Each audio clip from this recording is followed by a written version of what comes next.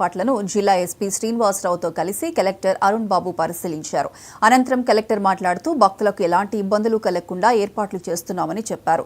SP Srinivasarao మాట్లాడుతూ మహాశివరాత్రి సందర్భంగా ప్రత్యేక బందోబస్తును ఏర్పాటు చేశామని తెలిపారు.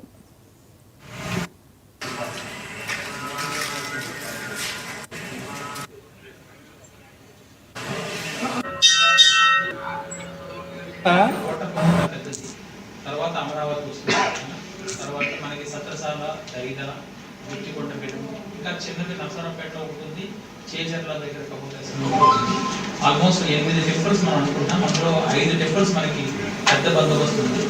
దానికి సంబంధించి కూడా మనం ప్లాన్ చేసుకున్నాం. ముఖ్యంగా కోటప్పకొండ తిరునాళ్ళని పెద్ద స్థాయిలో బందోబస్తు సుమారు 2000 మందితో చేసుకోవడం జరిగింది. ఇక్కడ ఈ బందోబస్తుకు ఒక 250 మంది మనం కేటాయించుకోవడం జరిగింది. అదేవిధంగా శస్త్రజాల, దైదా కూడా మనం బందోబస్తు ఏర్పాటు చేయడం జరిగింది. అన్ని చోట్ల కూడా అందరికీ అదే చెప్తున్నాం. ఎందుకంటే ఆ రోజున మొత్తం అన్ని చోట్ల కూడా ఈ ప్రవచనం అవుతూ ఉంటుంది కాబట్టి భక్తులు వాళ్ళంతా వాళ్ళే స్వీయ నియంత్రణ చేసుకోవాలి, స్వీయ క్రమశిక్షణ చేసుకుని లైన్స్లో ప్రశాంతంగా పెట్టి అందరికీ దర్శనం అవుతుంది. ఒక 5-10 నిమిషాలు లేట్ అవుతుంది తప్పించి అందరూ దర్శనం చేసుకునే అవకాశం ఉంది. స్వామివారికి మహాశివరాత్రి సందర్భంగా బ్రహ్మోత్సవాలు 23/2/2025 నుండి 4/3/2025 వరకు అనగా మార్చి 4వ తారీఖు వరకు అత్యంత ఘనంగా నిర్వహించబడతాయండి ఈ దేవస్థానం నందు. ఆ ఏర్పాట్లో భాగంగా ఆర్టీఓ గారితో ఇప్పటికి 2 సార్లు సమన్వయ సమావేశం వివిధ శాఖల అధికారులతో నిర్వహించడం జరిగింది. మరలా ఇంకో సమావేశం 25వ తారీఖు అంటే ఫిబ్రవరి 25వ తారీఖు ఆర్టీఓ గారు అన్ని ఏర్పాట్ల మీద పర్యవేక్షణ చేస్తూ సమావేశం నిర్వహిస్తామని చెప్పి ఉన్నారు.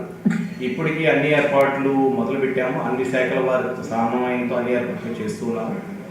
దేవస్థానం వారు చేయాల్సిన ఏర్పాట్లు అన్నీ కూడా శుక్రవారం సాయంత్రానికి పూర్తి చేయగలవాలని చెప్పి నమ్మకం ఉంది. ఏదైనా చిన్న పెండింగ్ ఉన్నా కానీ మేము శనివారం మధ్యాహ్నం కల్లా అన్ని ఏర్పాట్లు పూర్తి చేస్తాము.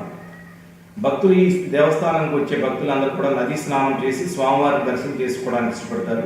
అందుకని నదీ స్నానాల కోసం పూర్తి జాగ్రత్తలు తీసుకుంటున్నాము. ఎలాంటి అవాంఛనీయ సంఘటనలు జరగకుండా ఉండటానికి గజేతగాళ్ళని అలాగే పడవలను కూడా ఏర్పాటు చేస్తున్నాము. అలాగే చిన్నపిల్లలు వృద్ధులకి స్నానం చేయడానికి వీలుగా వచ్చేసి జలు స్నానాలు కూడా ఏర్పాటు చేస్తున్నాము.